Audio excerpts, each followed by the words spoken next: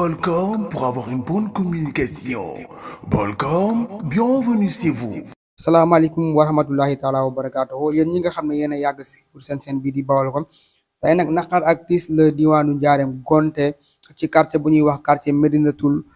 tëli yi wetu tëli Njuga Kebe xale bu góor bu ay atam toll ci ñaar fukki at ak benn buy woyoo ci turu Mouhamed Janga moom lañ fa jam li nga xamante ni moom moo di paaka mu ñàkk li nga xamante ni moom moo di bakkanam donc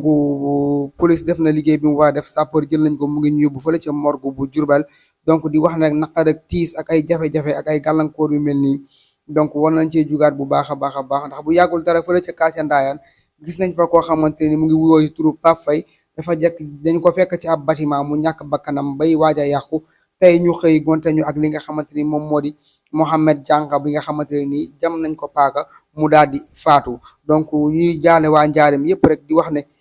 nañ jugaat ci sécurité bu baax a baax a baax waajur yi aussi yaraat li nga xamante ni moom moo di njaboot gi ñuy jaale bu baax a baax famille ki nga xamante ni moom moo di Mouhamed Janga yàlla xare ko àjjana oyofal suuf ci kawam bi jaay sayduna Muhammad sallallahu taala alayhi wa sallam